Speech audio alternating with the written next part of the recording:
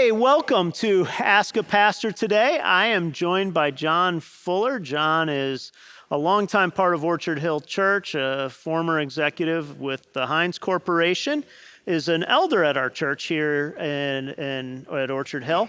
And so welcome, John. Glad to have you here today. Thank you. Glad to be here. And for those of you listening on the radio, John is also a black man. And the reason I tell that is because we're going to talk about race today.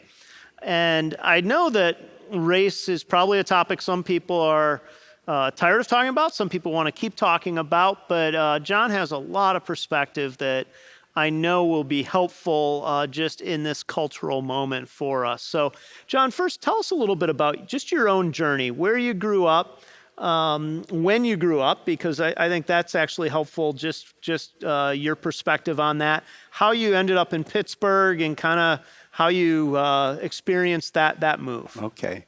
I grew up in North Carolina, Henderson area particularly. It was in the Jim Crow South, segregation, in other words. In the 1950s and 1960s, went to separate schools, separate churches. Although we lived not segregated in the community, we went to different facilities because of Jim Crow. From high school, I went to North Carolina Central University in Durham, North Carolina, where during the early 60s, we encountered the student demonstrations led by Martin Luther King and others. I actually participated in student demonstrations so that we could actually eliminate the segregation in public facilities, buses, bus stations, schools, etc., lunch counters. In particular, in Durham, North Carolina, we were instrumental in desegregating the lunch counters. I remember in particularly Rose's 5 and 10 cent store where blacks could shop there but could not sit down at the lunch counters and eat. And of course, we worked diligently to change that. And as it so happens, we were able to accomplish that mission, not only in Durham, but in other hometowns in North Carolina. So from there, from college, I was drafted into the U.S. Army. I served at Fort Bragg, North Carolina, AIT at Fort Gordon. And then from there, I went to Japan, where I did foreign duty there during the Vietnam War. And then from Japan back to the United States at Fort Ord Hospital, and then out of service. From there, I was recruited to work for the H.J. Heinz Company in Pittsburgh, Pennsylvania in 1970. I came to work. Never thought that I would spend a whole career there, but I did. I retired from the H.J. Heinz Company. I lived in Wexford, most of the time in Pittsburgh, Pennsylvania. I lived in Penn Hills part of the time. And of course, I learned about Orchard Hill Church when I moved to Wexford. So that's sort of the lay of the land. So you have a much longer perspective than most people, having lived in the South in the era when segregation was still legal and practiced, and helped even march and change that. Moved to the north, if you call Pittsburgh north, the mid-north, I guess you could call it. And in the 70s, when there was still certainly a lot of racial challenges, and have lived through 2020 and everything that is happening today, where have you seen progress in terms of race in the United States, and where do you look and say there's a lack of progress? Certainly there, from a perspective of Jim Crowism in the South, there are no more separate toilets, facilities, bus station facilities, churches, if you will. They're integrated. Schools are integrated. So from that perspective, it's very different. But in that context, there's still the missing piece of total equality in this country for African Americans. Um, you could look at various aspects like where people live in the community, real estate, or you could look at jobs in some cases, opportunity to pursue those jobs in certain areas. Um, so in that respect, they're different, but also the same. Haven't made that much difference as we look at it today. As I look back at the demonstrations of the 1960s, one thing, the church was a part of that at that time. Martin Luther King and many others, Catholics, etc. Today, you don't see that as much. I haven't seen the church as a vocal part of the demonstrations that's been occurring uh, in 2020 and 2019.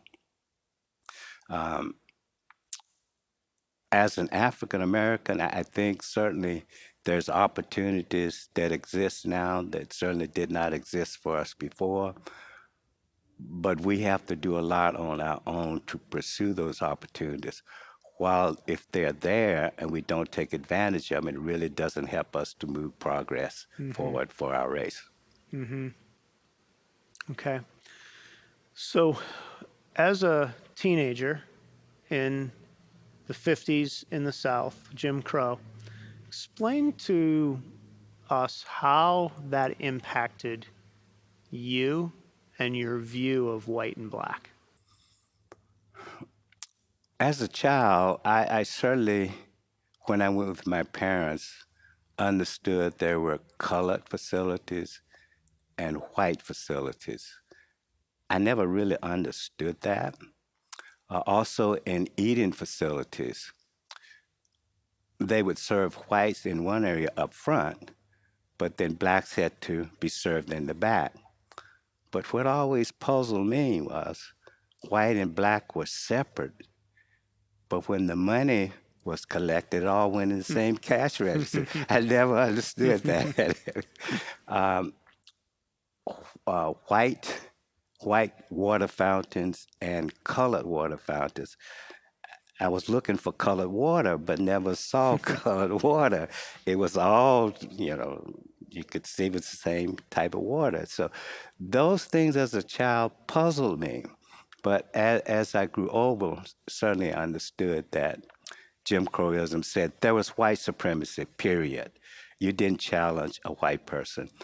If a white person said something, a declaration on your behalf or against you, that was law. You accepted that. That's the way it was. That was Jim Crowism. That's not necessarily the case now, although I think it still carries some weight. Okay. So there are many black voices that have come out in recent days that a lot of white people have rallied to. I'm thinking of Candace Owens. I'm thinking of Larry Elder. I'm thinking of Shelby Steele, Morgan Freeman, Denzel Washington, who will say, and I'm going to paraphrase and kind of make a conglomeration of all of them. They'll basically say, yes, Jim Crow laws were horrible. Obviously, slavery was an awful thing, but those things are now well enough in our past, and they don't believe that there's such a thing today as certainly systemic racism, or maybe that there's isolated racist incidents, but that there isn't some widespread racism, and that the narrative of the continuation of systemic racism actually perpetuates kind of a poverty among black people that doesn't need to be if black people would instead say, we live where there's opportunity and chances to move forward. Now, I'm putting some words in their mouths, but that seems to be the argument that many have made, and then black people have made, certain black people. We know not any one black person speaks for all black people, like we get that. Just like no one white person speaks for all white people, or one cop's actions are all cops. We understand that. But what do you say to that line of thinking? Is that helpful? Is that hurtful? Is that realistic, unrealistic? How should people hear those voices that are saying something so different than what is being said by so many others?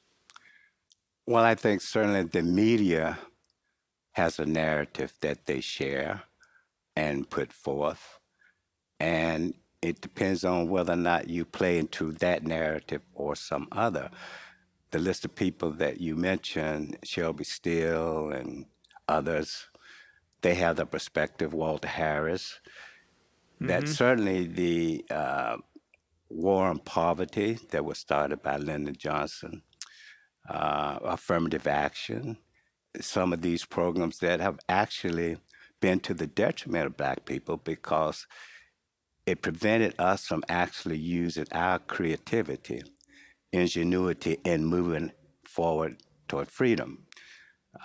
Why? Because the government is given and you don't have to do anything for it. You just take it. Well, I don't buy all of that. I was hired under affirmative action, and clearly in the corporate world at that time, affirmative action was thought of by whites as here's a group of black folk who don't belong here. You're not qualified to be here.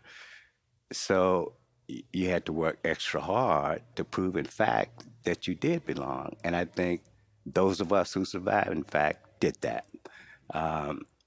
It wasn't easy, but we certainly had the opportunity to do that because of affirmative action. Now, those who say affirmative action actually did not help us, well, I think the jury's out on that from an individual perspective. Okay. So what was it like to be hired knowing that you were hired by an affirmative action initiative? You said you knew you had to work harder. Was it a positive experience for you, a negative experience? Do you think you would have had the job that you ended up with had it not been for that? How did that? Probably not. Okay. When I got out of service, I was recruited at 3 or 4, maybe 5 places. I recall General Foods in White Plains, New York, General Electric in Macon, Georgia, the JF Kennedy Space Center in Florida, and the H.J. Heinz Company in Pittsburgh. I interviewed at 3 of those, and I chose H.J. Heinz Company. I don't think I would have been at either one of those had it not been for affirmative action. Okay. So, did it help me? Yes, I think in my particular case, it helped me. I did not wait for the government to hand me anything. I worked and earned that which, and I believe I've shown within the historical perspective of the Heinz Company that I made a contribution. Okay. When you hear people today talk about systemic racism, then we kind of talked about, some people who would say we're not sure that this is a helpful category. What do you hear in that is helpful? What do you hear in that that's unhelpful? Let I'll think of 2 cases that where I still think there's a lot of work to be done, particularly in real estate. If you look at where people live and how people live, we're basically still segregated. There are basically white communities, there are black communities, or whatever. In real estate, I think there's a concerted effort to make sure it stays that way. For example, if a community is white, predominantly white, that it stays white. If it's predominantly black, it stays black. And that's through the dynamics of real estate and the wishes of people. So how does that work in reality? Like if somebody says, obviously you chose to move into an area that was predominantly white. How did that work for you that you wanted to do it and you chose to do it? Why did you choose to do it? And what were the factors that were against it? When we searched for real estate, we lived East Pittsburgh. We looked east, and we lived west, we looked north, and we really couldn't find the house that we wanted. So it so happened that it was a developer in Westford who was developing property. We looked at it, was exactly what we wanted. We could afford it. We were the only black family in that particular development. And it's basically remained that way for all of these years. We moved here in 1986, December 1986, and while there has been turnover in the community, there's still only one black family So you've been the lone black family in that that development for community almost for 34 30, years. yes. Okay. And there's been turnover at least half of the community. And in all the times, there have been white people who come look. I've never seen a minority come look. So I guess my question is, why? If it's affordable for, obviously there's people who have the resources to do that. It's a desirable school system. Why? What are the forces that are conspiring to keep it that way? I guess if I can ask that question. There might be two. I think it's the practice of real estate to show people where they want to live is basically where they want to live. And the tendency has been, if I be candid, when blacks move in, whites move out. That's been my experience. It was the experience east, but has not been the experience in the north. And I think the reason for that is real estate people are showing white people white communities and take black people to basically black communities. Now, that might not be the case for people in sports, for some of corporate America, but for the most part, that's been my experience. Okay. So are the real estate agents racist? Are they just conditioned to where they think people want to be shown homes? What drives that, I guess, if that's an indication of some kind of systemic issue? I think it's a systemic issue, but I don't think it's necessarily racism. I think it's the practice of how people want to live. Okay. For example, I mean, this is a rhetorical question. I mean, how many black families live in your neighborhood? How many black families do you associate with? I mean, and if you look at that, I don't expect you to answer it, but if you look at that, that's part of the issue. And I have to ask myself the same question. If we want to change things, the dynamic in our society, we had to look at how we associate one on one in our families, in our communities. So if I don't have white people to come to my house that I socialize with on a regular basis, it's probably not going to be the case that we would be living in the same neighborhood, probably going to the same school, and definitely not the same church. I mean, that's just how things are, and vice versa. So when you look at it and you say, well, gee whiz, there are no black people in this community, there are no white people in that community. I wouldn't say it's racism. It's how we have decided we want to live. Is that a good thing? I would say not. And in order to overcome that, then you and I need to really understand each other. We need to listen to each other, understand your perspective. What does white privilege mean to you? What does white guilt mean to you? What does systemic racism mean to me? We need to sit and talk about those things. We need to listen. We need to try to understand. I'm not sure we've done a lot of that today.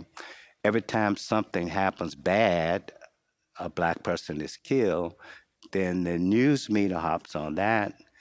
The leaders come out and they take advantage of that. Sometimes a commission is formed to study why that happens, and then it dies down, nothing gets done. So if things are going to change, it actually has to change between people like you and me and other whites and blacks to sit down and really try to understand the dynamics of our culture, what it is we want. Do we really understand each other? Is it a matter of white guilt? Is it a matter of racism? If so, how do we deal with this? What's our strategy to get with it? And then how do we deal with it? How we vote, where we live, where we bank, who we associate with, all of these things Play as a into it. part of it. Yes. Yeah. Yeah. So, as you look at the landscape today, obviously our nation has become charged on this issue again Yes. in recent days. Is that helpful in leading somewhere? Is there a negative side to that? How do you see that, especially with your long history of seeing race relations in our country? And then, well, let me ask that, and then I have a follow up. As things are happening today, I don't understand all the dynamics. The Black Lives Matter, I think I understand why that's formed. Um, the idea is to work against police brutality in the black community for people who are underserved. The motive, I mean, how do you change that though? That's the part I don't understand. What is the strategy? What are the outcomes that we are expected to have in the Black Lives Matter movement? It's one thing to demonstrate against it, but how do you change it? What is the strategy to change it? What are the expected outcomes? Okay. So, one of the things I've heard people say, white people say, and I've had white people, they're all over a spectrum. You get people who, whether they would call themselves this or not, would say, I'm woke, and then people who would say, I don't think there's such a thing as systemic racism or white privilege. And, people are all over the place. But one of the things I've heard from some people is I'm all for, obviously, people who are black being treated equally. There shouldn't be any discrimination, racism. But when I see things like rioting and looting being tied to the protest, it makes me recoil from the whole thing. And then some others I would say, I've heard say, well, Black Lives Matter seems to, as an organization, care about certain black lives, but certainly not all black lives, because you take the young man who was killed in the chop zone, who was black, and very little outcry over that. And so, how do we know which black lives are supposed to matter per Black Lives Matter? How do you relate to and there's two questions there, really. How do you answer those two? Well, first of all, from what I've observed, the Black Lives Movement has been infiltrated by people and groups who don't have the same objectives as Black Lives Matter. Theirs is more of destruction, and it's actually not black people and other blacks actually doing the demonstrating and looting and tearing down. It's actually whites and others whose motives are different than the Black Lives Movement. That's one thing. So the other thing is, as black people, I mean, obviously everyone doesn't have the same circumstance. So how do we as African Americans help those who are in the lower echelon of our society? How do we help, and how do white help to do that? If demonstration will get the attention of whites, I think it's good. If demonstration will get the attention of Congress, I think it's good. But if it's just demonstration to let off steam and to show our dislike for what's going on in society without a plan, I don't think it's going to have much good. Okay. So if you could change something, if there was an outcome tomorrow that came out of this cultural moment that changed something that would be the enduring, lasting change, and I'm talking about structural change, like obviously if we could wave a wand and change everyone's heart, that's, a great thing, but I'm talking about an outcome. What would be the outcome that you would say that would really be a positive outcome of this moment? If one outcome, if a black person of means could buy, can go, could associate with whomever he wanted to anywhere in the United States, that would be a positive outcome to me. Okay. And you don't believe that that is possible today? No, I don't think so. Okay. As an example, in the 70s, Muhammad Ali wanted to buy real estate in the West Pittsburgh. He was not allowed to do that. He had the resources, but he was not allowed to do it because of where it was located. It would not accept African Americans. Another thing, K. Leroy Irvis was Speaker of the House for Pennsylvania, but he could not go to the Duquesne Club. It's things like that. I mean, are there vestiges still today? I think there will be in some places.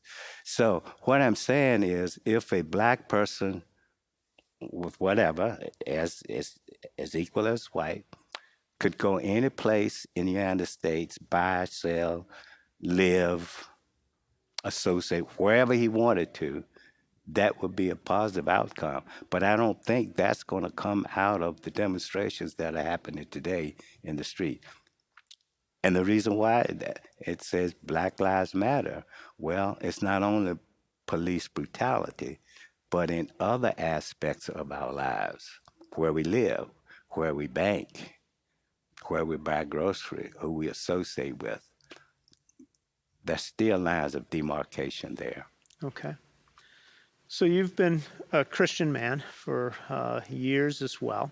How has your Christian faith impacted your view on your own journey in terms of black and white and how you're seeing the world today?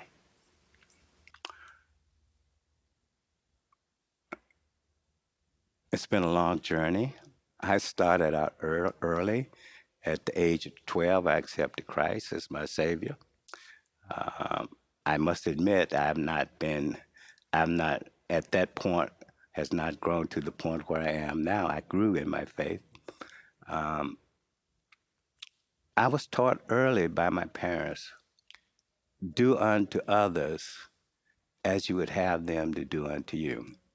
That sort of stuck with us as children. As children, there were three things we had to do. We knew work, church, and school. Those three things you had to perform. I recall growing up, we as children had to read the Bible on Sunday morning before we went to church. We were given certain scriptures to read. We were not always patient and want to read these, but we had to read them. The 23rd Psalm, for example, 1 Corinthians 13, Matthew 5:44, love your enemies. These things at the time as a child did not stick.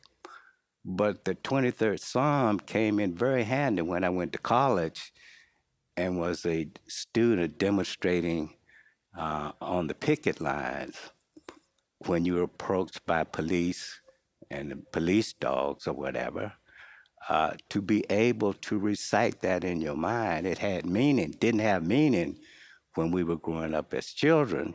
It was something we had to do in order to eat and get dressed to go to church. Again, in service, the 23rd Psalm again comes back.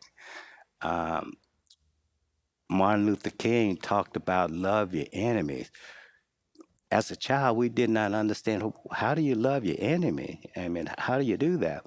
But Martin Luther King taught us how to do that in the student demonstrations. It taught us, it was shown actually in the March on Washington. On August 28, 1963, the March on Washington, which I participated in, it all started to make sense to me.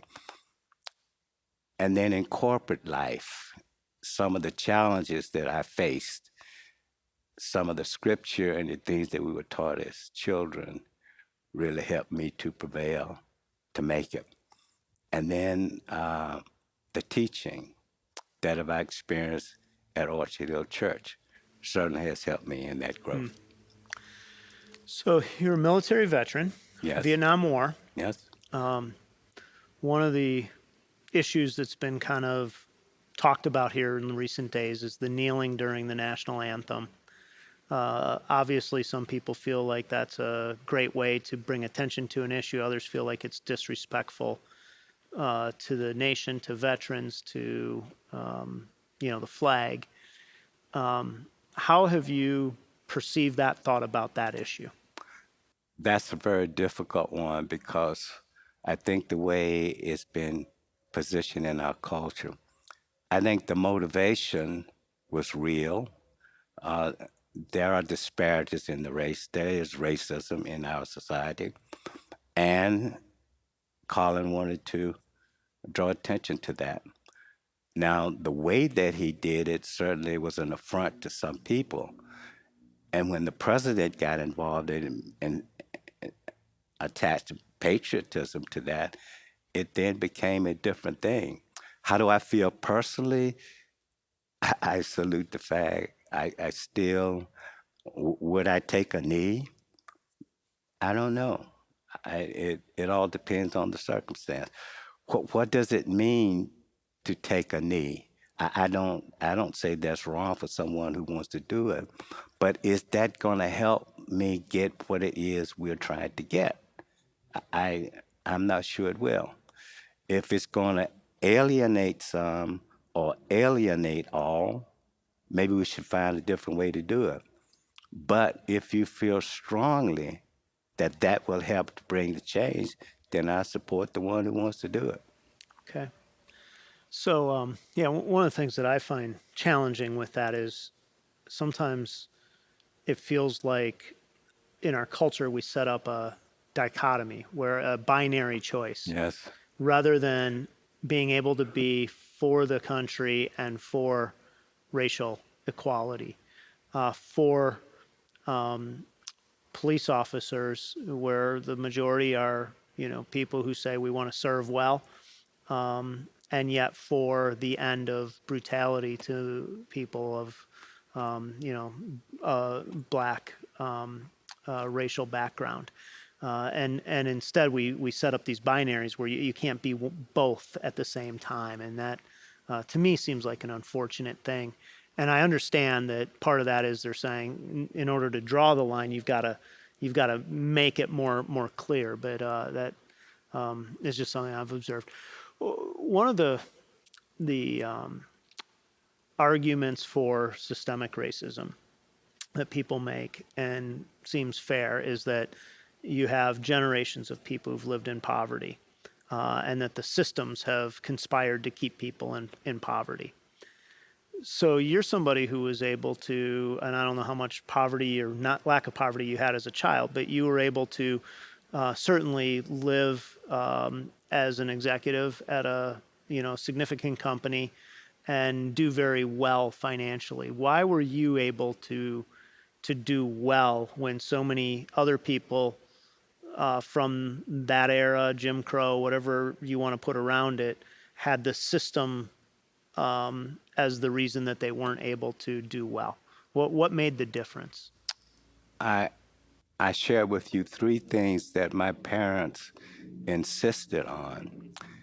And they insisted on these things because they felt if we pursued those and were successful, that we could beat Jim Crow and any other crow in the world. Mm-hmm. That is hard work,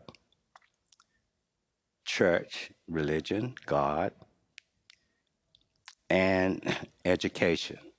Now, my parents did not have a formal education. My father went to the fifth grade, my mom to the ninth grade. They were stopped because they had to work. but they knew in order for their children to succeed in the world that they had to do things for themselves. And those were the three things that they instilled in us. And because of that, all six of their children are educated. All six of the children had professional careers, and all of the children are at or in retirement at this time. So wouldn't that, again, just if somebody's listening, wouldn't that be an argument against systemic racism? With my long journey, I would say no. Okay, so unpack that, just because I can imagine somebody listening right now saying, well, you just proved that with hard work, church, and education, parents' will to say, we're going to direct you, form you, push you, that you can overcome, even though there were bigger problems then than today. But certainly, whatever, you were able to come through. What help somebody understand that? Well, while I feel like I had a successful career, there were challenges along the way. While I was successful, and some of my white counterparts were successful along basically the same track, we encountered very different circumstances. For example, working twice as hard to get half as much. We've heard that one before. First hired, last hired, first fired. These are things that, as an African American, I think we all had to deal with. And then once you get the job, what you had to do in order to keep the job, always prove that you You could belonged. perform, but it was always more than your white counterpart. Okay. So, in that vein, while I feel that I am successful, my family was successful, there were prices paid along the way. In the military, the same thing, integrated service, but it was very difficult to go up the ranks because of those who were in charge. Now, yes, you perform your duty, you kept a clean nose, but then you could only go but so far because the perception was African Americans shouldn't go beyond this level. Another example, uh, the lower ranks, drill sergeants and what have you, the work areas of the military, the kitchen, mess hall, African Americans were, had leeway to perform there. But as you go up the chain, it's much more difficult. And you could say, well, the officers want to promote those who look like them. They felt comfortable with it. Yeah, that's probably the case. But still, the barriers were there, and they're there even to today. Okay. So, having grown up back in the 50s, obviously you're not a young man at this point of your life. Not as, thank you for pointing that out. There is longevity there. So, what would you say to young black men today that would be helpful to them? What would you say to younger white men today, men and women, that would be helpful, and black men and women? What would you say just to people who haven't had your longevity, your experience, your eyes? This is maybe their first kind of cultural moment where race has become front and center.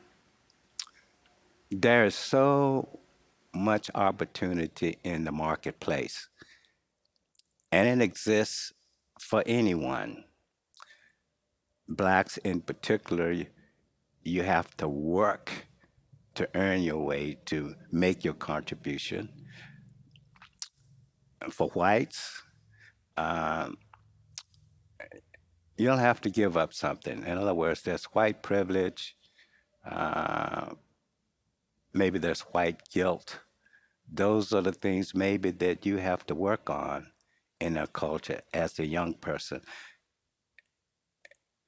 Do these two change how you look at African Americans, how you relate to them and interact with them, your expectations of them? Or are you going to let the media drive how you perceive people. In other words, are you going to have your own framework because of your own experience with ethnic groups rather than perceive and look at what's on TV? Okay. So a lot of opportunity, but are you going to be shaped by media or something deeper, really? Yeah, Is you, the you have to make choices on your own, how you relate to people. For blacks, there are many opportunities out there now, but we have to prepare ourselves to accept them. It's not going to come and sit in our laps. We have to do something to earn them. The opportunities there, we have to apply ourselves. And I think if we can do that, I think opportunities there. It's not going to be easy. It's not all pie and cake at this point, but it's possible.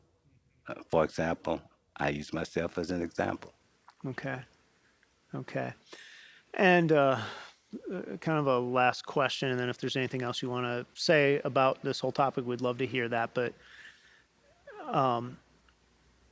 what would you say to somebody who says, well, you've chosen to live in a more white area? You said yourself you've been the only black family in your neighborhood for a generation at this point.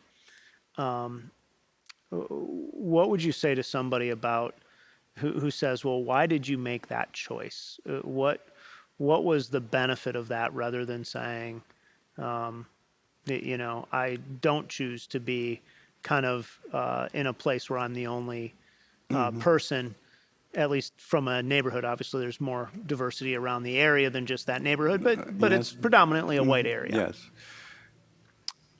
I would say that was approaching the American dream.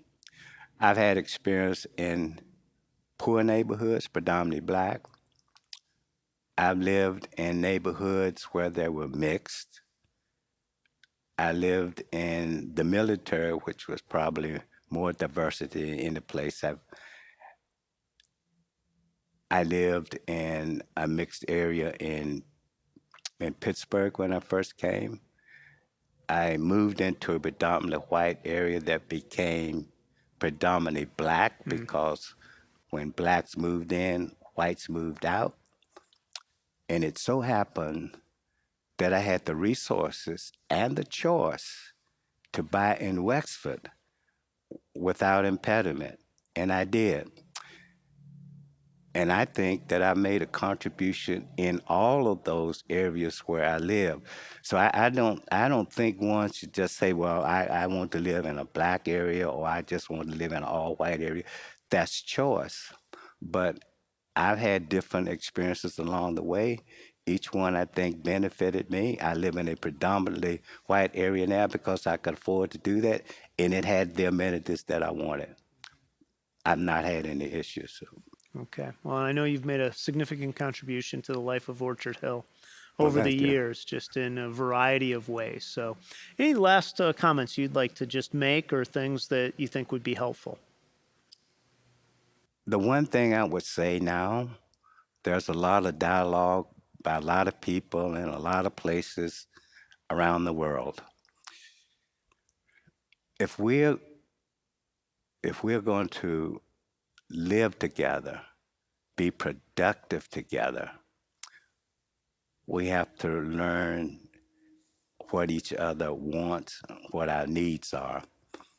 And until we do that, I don't think there's going to be much progress. There are going to be pockets of people and ideas around the world. But once we as people understand the needs of all, and all our needs are basically the same. In America, the pursuit of life, liberty, and happiness, that we all want that regardless of race. How do we go about getting that?